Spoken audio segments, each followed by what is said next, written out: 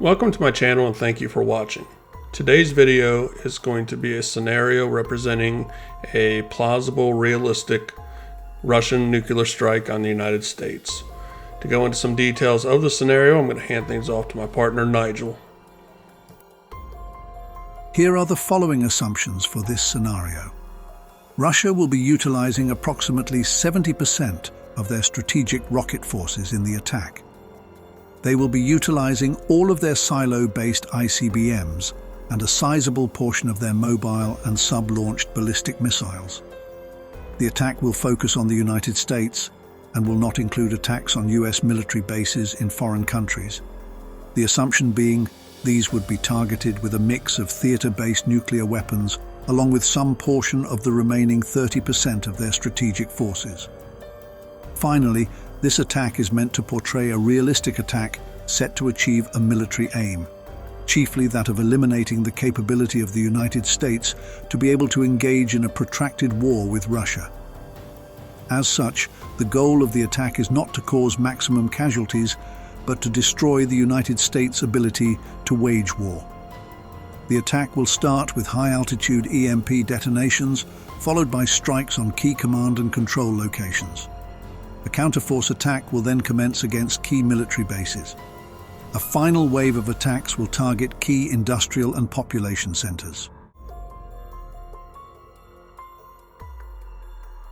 While the goal is not necessarily to cause maximum casualties, due to the proximity of many military and industrial targets to large cities, the losses will still be staggering. So kick back, grab a nice glass of scotch and a succulent Chinese meal, and enjoy.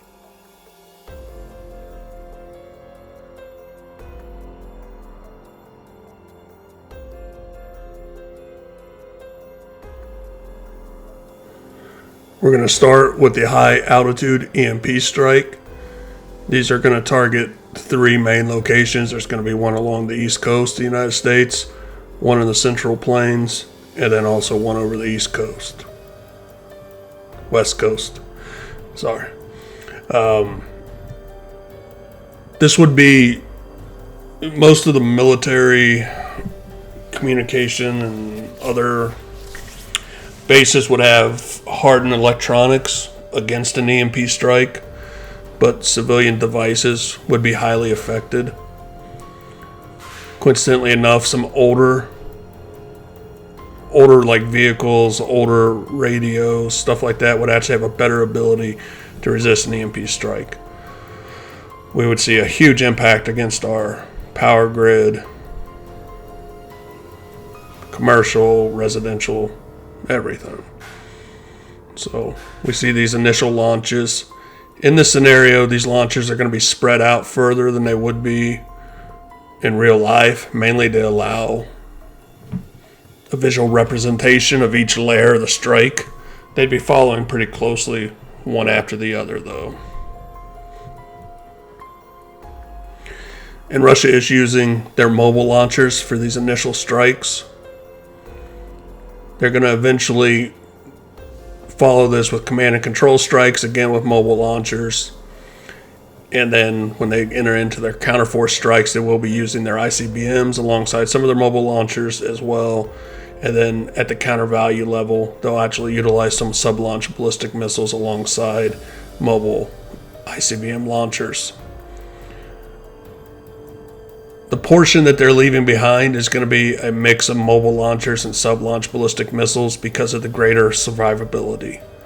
They're going to be utilizing the ICBMs in the initial strikes because of their vulnerability to counterstrikes by the United States.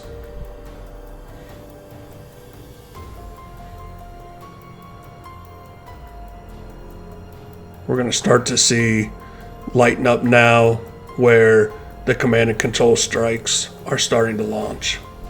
Those command and control strikes are going to target Washington, D.C., Omaha, Cheyenne, and Beals Air Force Base in California.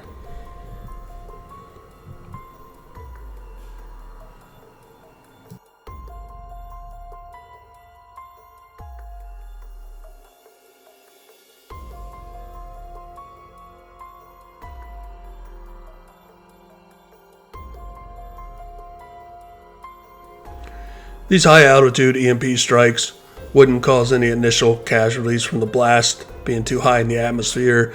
They would cause some level of casualties just from the sudden, abrupt loss of electronics, including in potential vehicles and other things. You'd have car accidents, you'd have medical equipment going down, it could be mid-surgery, it could be a lot of different things. So they would cause some level of casualties, but it wouldn't be directly from the blast itself. It'd be indirect casualties. Having said that, they're not going to be a real good representation in the nuclear war simulator of these high-altitude blasts, but I'm going to pull from the classic TV movie The Day After.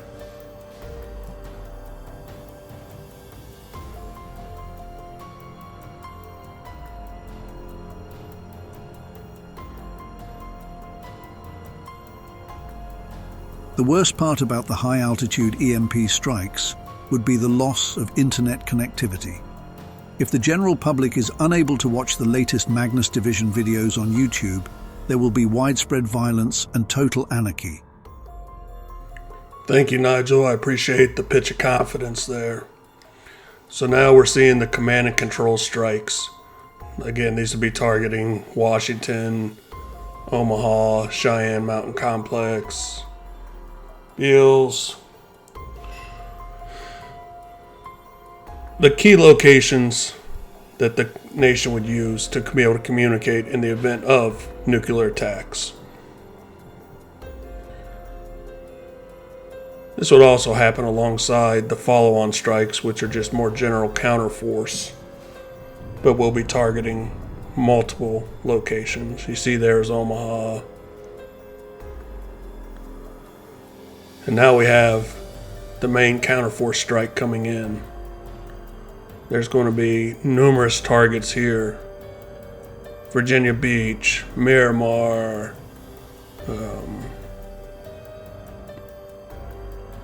we have McCord, Fort Liberty, way too many to name off. Oak Harbor, all the major naval bases alongside the sub ports, alongside many of the most important Marine and Army bases and joint bases would be getting struck. Of course, targeting the ICBM silo sites in the United States as well. Magnus, the more I think about it, the more I feel I carry this channel. You should really consider renaming it Nigel Division, or perhaps Damn Cool Guy Channel, which would equally describe me. The people have already spoken in that regard, Nigel, and they did overwhelmingly prefer my voice to yours. But don't take offense to that. I actually prefer your voice to mine, but hey, the people did speak, and can't argue with the people. Well, some people like to argue with the people after they speak, but I'm not going to be one of those people. And people can read from that what they will.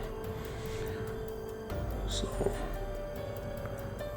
we are continuing to see the counterforce strikes here, kind of the tail end of it, and what we're going to have coming behind this is going to be the countervalue strikes. These are going to be transitioning from military targets to industrial targets and some population centers. Said earlier in the video, the goal is not necessarily to cause maximum casualties. The goal is to break the will of the American people, to break the military and industrial capacity to continue any kind of conflict or fight. And so, as a byproduct, casualties will be high, no matter what, anytime you initiate nuclear conflict. But it's not going to be this, the goal is not to cause maximum terror per se. It's to achieve military aim.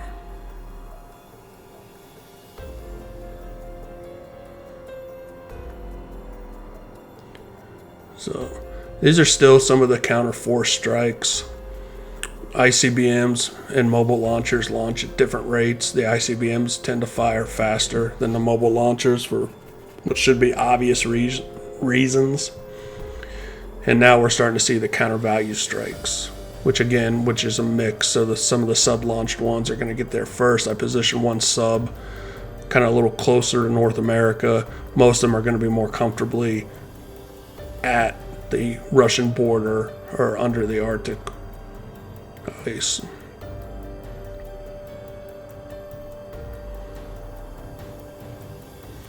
So currently, right now, both Russia and the United States have about 1,700 warheads operationally deployed. There's about twice that number in storage, and then higher, another number of decommissioned. This is much smaller than their heights during the 80s when the stockpiles are late 70s, early 80s, when their stockpiles reach kind of their zenith. Still represents a massive capability of destruction beyond anything we've seen, at least man-made destruction than anything we've seen. Still can't beat Mother Nature, but we can, if we keep trying, we can do our damnedest.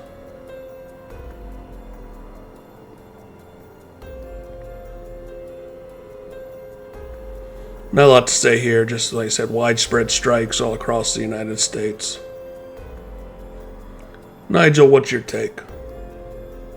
It is a sobering thought to see so many nuclear explosions and know how much loss would accompany those explosions if they ever become a reality. In fact, it is so sobering, I'm going to need you to refill my glass of scotch. And don't give me that cheap shit red label, I want the Port Charlotte heavy peated. Naturally, I wouldn't want to offend your sensibilities. So, let's see here. So the strikes have ended now. We're going to take a look at casualties.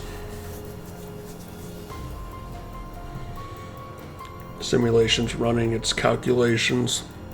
They've added quite a bit to the sim in the last 2 months. So if you haven't messed around with it recently, you really should check it out. So we're looking at over 25 million casualties for the United States, representing 8% of its population. A loss of 13.1 million barrels per day of refining capacity for the U.S. Over 35,000 megawatts of power plants destroyed. I would say that number would probably be even a little higher than that. 8 civilian airports destroyed, 347 hospitals, 33 harbors, and the loss of over 344 million barrels of oil in the strategic reserve.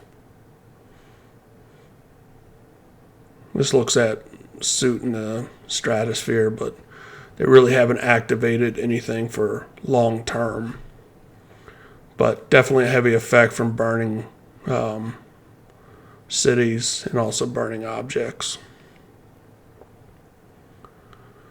And if we look at this fatalities, on top of the over 25 million, you're also going to have over almost 2.5 million for cancer fatalities. Massive amount of evacuations. And with the loss of oil, with the loss of electronics, hospitals, and everything else, those casualties would continue to climb and mount. So this represents kind of what I would say best effort for a relatively realistic nuclear strike by Russia against the United States. So kind of take this, as it is. It's a tool. It's a learning objective. It's not a bottom line or anything set in stone. It's, again, scenarios and simulations are about what could happen, not about what will happen. But use this as a frame of reference. Here we're looking at the fallout. So, hope everybody has a great evening. Finish your scotch. Me and Nigel are going to have a nice, succulent Chinese meal. Thanks, everybody. Have a good evening.